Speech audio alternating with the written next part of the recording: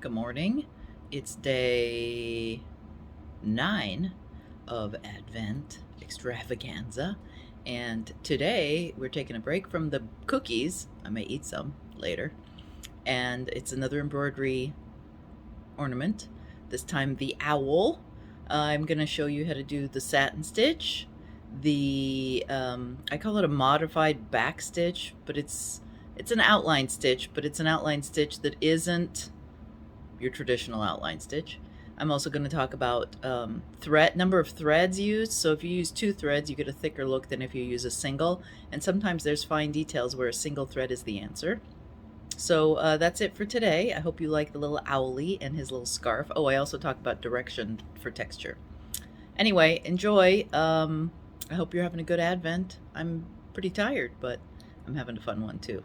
We got a little bit of outings to do with masks on, of course, or with immunized people this weekend, so it's gonna be fun.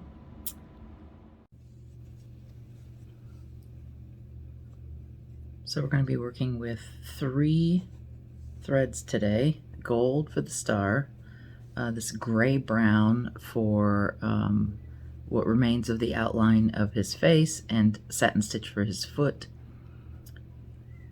Red for the satin stitch in his scarf, and a single strand of the gray brown to do the little outlining ends and French knot on his eye.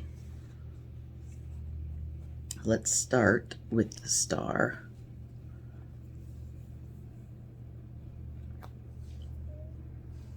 And everything's 2 strands except for the single strand for the eye. And that's something when you're doing your embroidery, don't change the strands to suit your purposes. So I don't usually use anything above 2, but it's perfectly fine to run down to 1 so that you can get a finer work. I also did V's for his chest, but it's the same stitch we're going to use for this star. So all I did from the star is work from the center out across the point of the stars. So let's check our back. Oh, I was suspicious of that. See, it pulled a knot. Well, it looks like I'm going to trim it. I got a second knot. So out to the point of the star, and I might as well just go over to this one, to this point of the star. I'm going to go around and work from the point of the star in, and then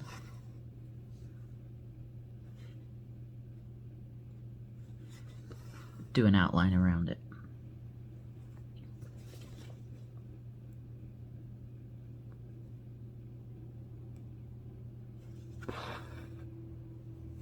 Basically, this is a similar stitches to the satin stitch. You're just doing a straight stitch. In fact, everything around this could be thematically called the satin stitch, because even the outlines that I'm doing are going to be essentially a back stitch.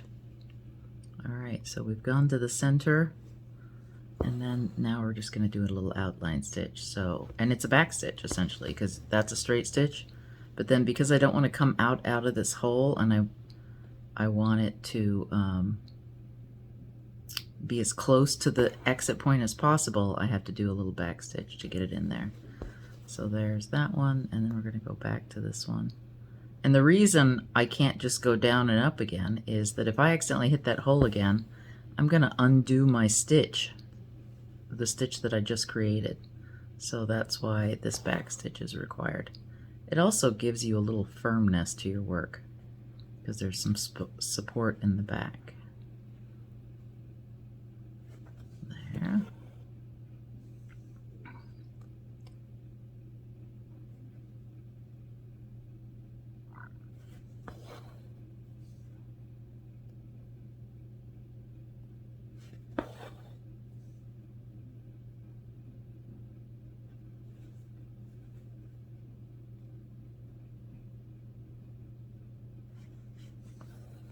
This little star is a little wonky.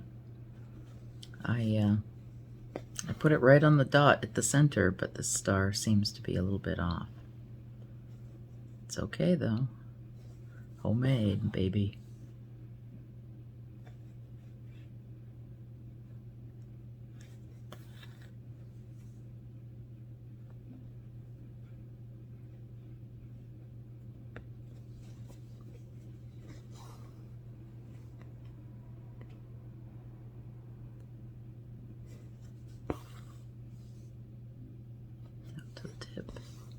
And the last one.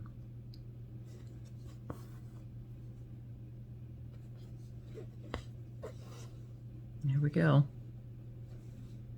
It's a bit of a different star than the last one, but it'll do. There. And we'll tie this one. I'll also trim all this. Oh my goodness. Talk about a bad looking back.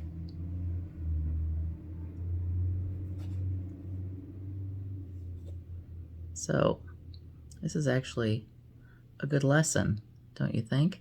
So what do you do when you have a messed up back like this and you don't want to undo your work? You could undo your work, but I do have a technique. Let me grab my scissors over here and I'll show you how to fix this. All right, instead of, well, first of all, let's secure this end. So I'm going to secure this end. And any embroiderer, you know, if you're talking to a good teacher, they would say, take out your work and fix it. Because, you know, perfection is important. But I don't feel like it today. I'm having a bad day and I don't feel like fixing this. So what I'm going to do is I'm going to cut that. And I have this end. I'm going to tie these in a knot. A surgeon's knot. Because a surgeon's knot is very strong. So around twice. And I think I've showed you this before, but the key with the surgeon's knot is to, just like you tie your shoelace, but wrap that knot, wrap your loops around twice. So wrap, and then pull it tight. And that secures that knot completely. All right, that half is secure. And then I've got this other half to do. All right, so let's see if I can get this up closer for you. So I'm going to go and I'm going to wrap once, and I'm going to wrap twice around. Wrap twice around, and it's a little difficult because this isn't a very long mistake. Wrap twice. Let's get that other end down. Let's not make this worse than it already is. There we go. Wrap twice. And then we're going to wrap twice again. 1, 2. Wrap twice and tighten.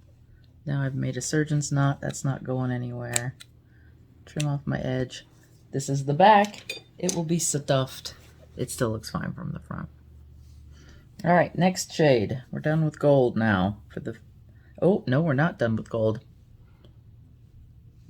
Let's get this back threaded. We have our little owl's nose to do.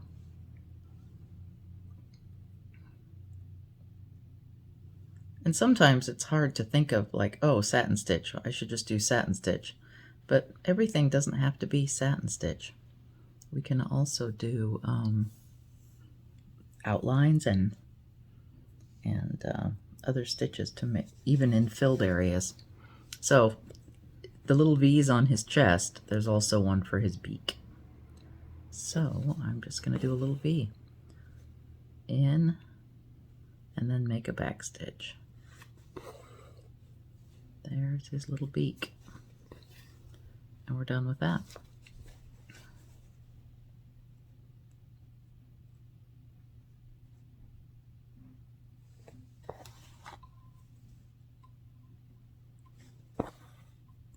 And a knot. There.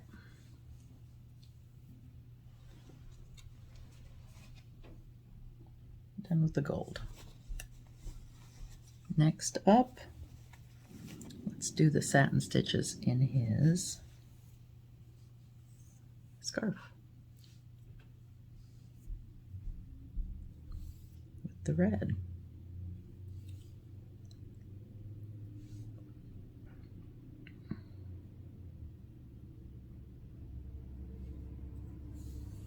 So the reason I decided to do a horizontal satin stitch with the gold for the contrasting stripes. In these stripes, I'm going to go vertical just to add some interest, texture. And the key to satin stitches is keeping them tightly packed. So once you figure out how far apart the thickness of your thread will fill, then carry on in that distance. Here, it's about 1 thread's difference. So if you can see the weave in your fabric, just go over 1 thread every time and you'll be moving across.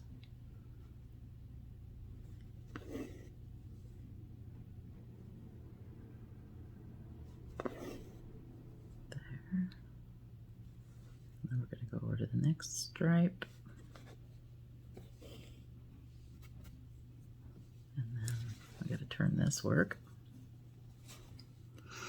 And we'll do a satin stitch here. So I think I've said this before, but there's, at least for me, there's always sort of this desire to save thread. And definitely in the satin stitch, you don't want to do that, because that double layer of thread is what's giving you the poof.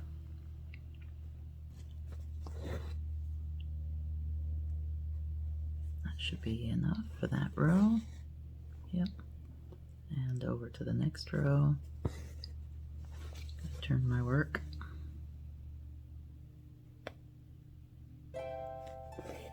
And there is padded satin stitch where you do a base layer that doesn't quite cover everything, and then do a second layer on top.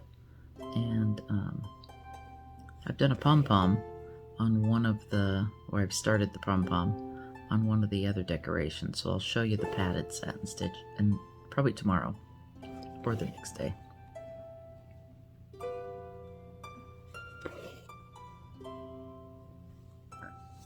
Should be that stripe, and then the next stripe,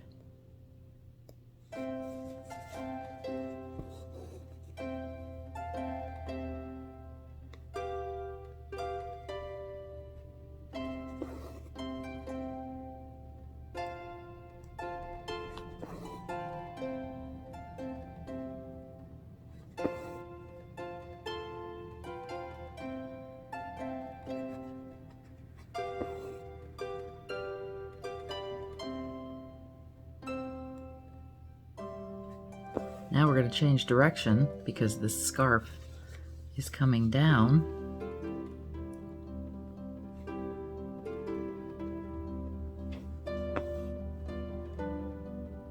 If you think about what it would have done on his neck, we have to be consistent. So we change to horizontal. Looks like we have a little bow in this too, so I may have to add some shorter ones. Let's see. There we go.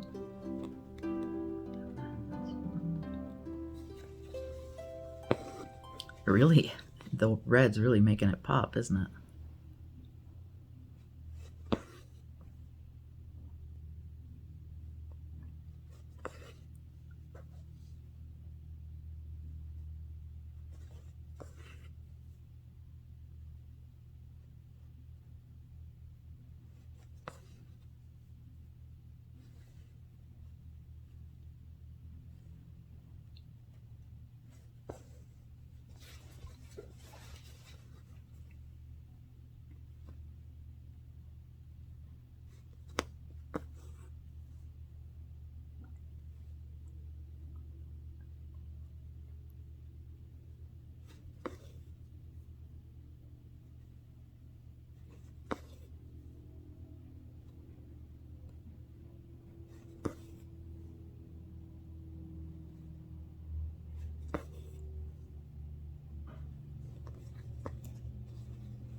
Go.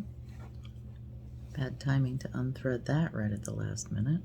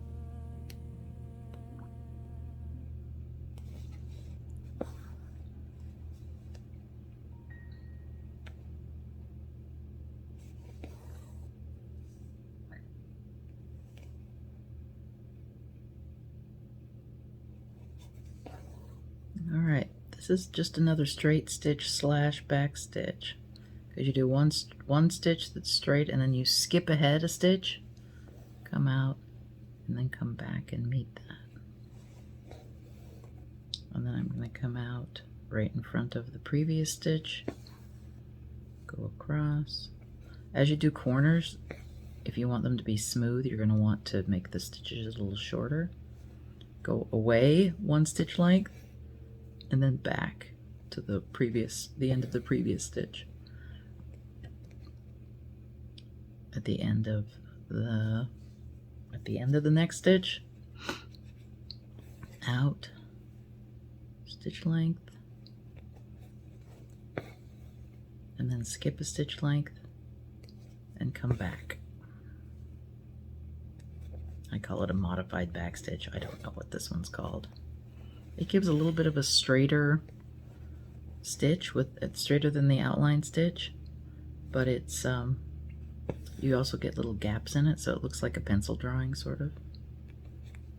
There, we've got his first eye done, and then away. And the closer you hit the hole from the previous row, the finer this will look. And of course we could do this with a single strand, as you see where the eye is, and make it look even finer.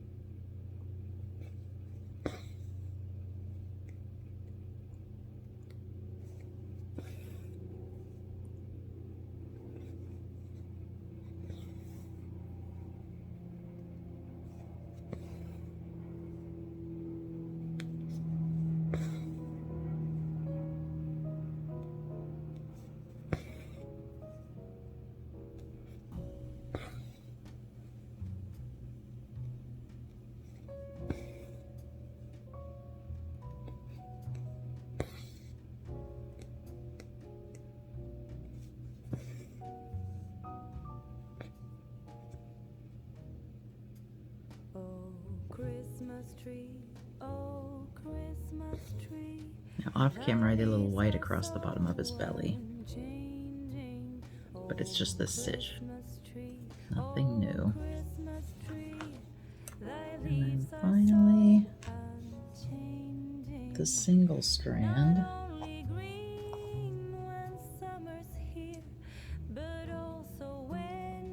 It's just a single strand of the brown gray. Much easier to thread. And we have a pre-made knot, so I'm going to cut that there. Hope we have enough thread left. And do his eye. So I just did this modified back stitch around his eye, but with a single strand. And you can kind of see the difference. Again, shorter stitches may be needed for the arc.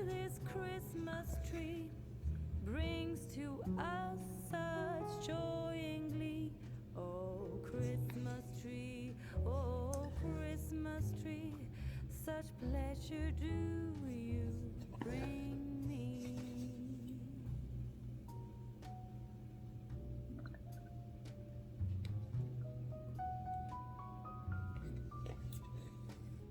There.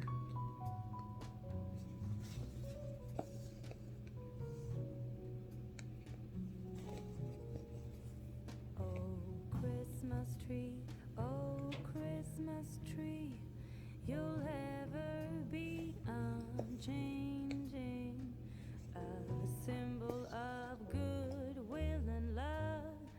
You'll ever be unchanging, each shining light. There. And then finally a French knot. Up out of the center. 1, 2, 3. Back down. Tighten it up over the eye. And then I'm going to secure with my thumb here that thread just to keep it tight so that it doesn't go out of control. There. And we have a finished owl. Right. Third ornament. The owl. And our first triangular one.